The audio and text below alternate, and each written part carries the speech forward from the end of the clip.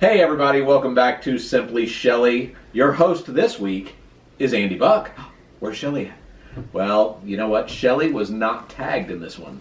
This was tagged, I was actually tagged in this, as a homeschool dad by Mr. Patient and Miss Katie from Heritage Ways. And they're from Murfreesboro, Tennessee. What's really cool about them is they're a homeschool family, and they're getting ready to sell their house and go traveling across the United States in an RV. I think that's the coolest thing ever. That's actually one of my dreams, and I think it's Shelly's dream, but I'm not real sure, so don't tell her, okay? But anyway, Mr. Patient asked me to accept this challenge. He tagged me in a Homeschool Dads Challenge, and he wanted to hear my thoughts about homeschool education. So, the first question that we have here is, how long has your family been homeschooling? Well, my family's been homeschooling for about 9 years. Josh was in first grade. He had just graduated first grade, and we were pretty excited because he actually seemed to have made it through. And his teacher said, what are you going to do with Josh next year? And I was like, I don't know. We're going to send him to second grade, I guess. And she said, no, that's probably not the best thing for him because our school system had gone bankrupt. So it was a real problem, and she didn't feel like it was going to be challenging enough for him. So she recommended we do something different. And so we decided to try homeschooling. So that's our story about homeschooling. Whose idea was it to homeschool your children? Your wife's or yours?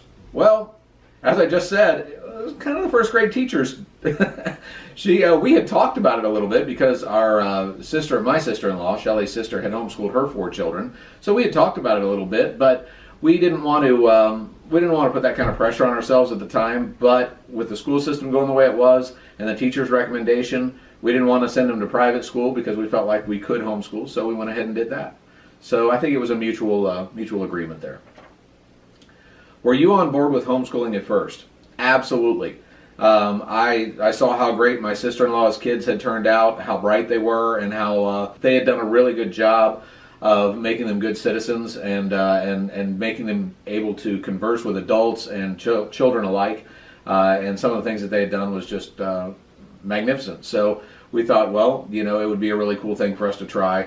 Plus my job that I was working and am working, I work weekends a lot. So it makes it very difficult to get close to your kids when they're at school all week and then they're off on the weekends and you're working on the weekend. So for me, it was really good because my off day became their off day, and we got to get closer as a family. So how do you feel about home education now? I think it was the greatest thing ever. With all the stuff going on in the world, I could have never foreseen all of the school shootings and the crazy things that are taught, and some of the teachers that are just stepping out of line. There's obviously a lot of great teachers out there. Please don't take offense, because I've got a lot of friends that are teachers, and they're excellent people, and I would be proud to have them teach my kids.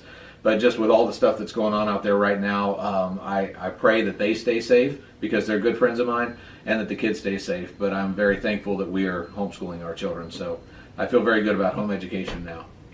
What is the greatest benefit of homeschooling in your family, do you think? I think one of the greatest benefits of homeschooling is that I get to spend time with my kids. Most of the time, like I say, I'm working on the weekends, and that would make it very difficult for me to be close to my kids. In this particular case, I get to be close to my kids, and especially close to my son, because my daughter, she's kind of second fiddle.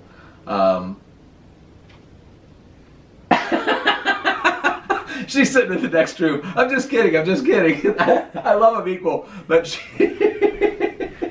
hey, where'd you come from? Let me get this straight for you guys. If anyone is the favorite in this family, it's gonna be me. I can make sure of that. Amen to that. Anyway, however, I did tell her the other day that if she killed my brother, killed her brother, if she killed her brother for some reason, that she wouldn't be my favorite anymore. So anyway,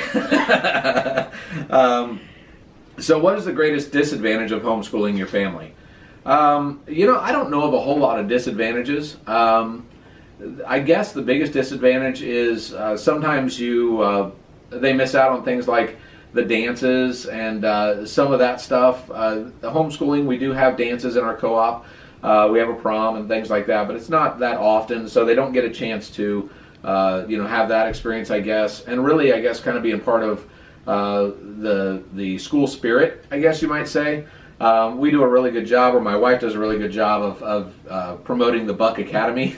She has hats for them, and it's kind of cool what she's done to promote some school spirit. But that would probably be the only thing, and honestly, that's kind of minimal because you just get in trouble at dances, right?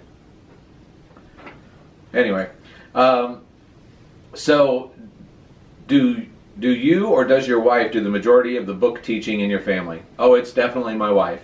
She is not just SimplyShelly, she is SimplyShelly the homemaker, SimplyShelly the wife, and SimplyShelly the teacher. She is phenomenal and multifaceted, so she does most of the book teaching. I just do some of the real world stuff and business coaching and things like that, so I just teach on the fly. What do you feel you offer to the education of your children? Honestly, I feel like that I offer the kind of the real world education of it. I'm in business. I enjoy business. I enjoy supply and demand. I enjoy marketing a lot, and I think my kids have heard enough about marketing till they probably don't ever want to do it. However, that's one of the things that I think that I bring to the table, and I think they've learned a lot about that. I also, will have Josh help me with working on the cars and stuff like that. And Allie Joe's helped me do some stuff around the house because she's a little bit more mechanically inclined with tools.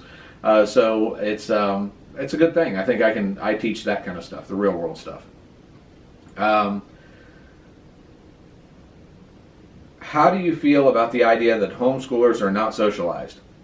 Well, folks, you just saw my daughter. Did that look like an unsocialized homeschooler to you? Absolutely not. She's usually the life of the party wherever she goes. People love her. And Josh has his own personality. People love him too, but he's more of an introvert, and he does quite nicely around anybody, especially adults, which is really cool. Most adults are pretty excited about them. However, we do have a little bit of a socialization problem with Chino. He doesn't always get along with other dogs, and sometimes, I tell you what, sometimes he's a little awkward. All right. What 2 pieces of advice would you offer to dads whose wives have mentioned homeschooling, but they're not quite sure about it? I would say, dads, if your wives have mentioned homeschooling and they're able to stay at home and do that, if you are able to handle that at your house, I would say absolutely let her do it. It really doesn't matter the education level of the teacher, because it matters in a school setting that a teacher has gone to college and knows how to teach, because she's managing 25 to 30 kids in one class, or he.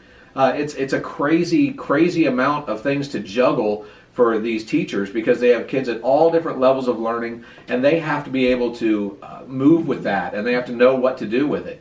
However, when it's just your children, whether it's 1, 2, or 6, when it's just your children, your wife and yourself, you can stay one day ahead of them, and that's all you have to do for homeschooling, is just stay one day ahead of the kids until you get to the level of Josh where he's doing calculus, and he's probably a few months ahead of me and a few months ahead of Shelly. So that's kind of sad. But we can't even grade his papers anymore. He's beyond us. Anyway, that's beside the point. But guys, I hope you've gotten something out of this. I appreciate being tagged once again by Mr. Patient from Heritage Ways. And I would like to tag somebody in this. We don't know a whole lot of homeschool families that are on YouTube, which is kind of sad, because homeschool families are fun a lot of times. We got some crazy stuff that we have going on. But I would like to tag Jason from Life's Little Things. And I would like for him to answer these same questions. And we would also like to tag A Joyful Home. Morgan has said that her husband doesn't like to be on camera, and he's kind of shy. So there's a couple of different ways that we could do this.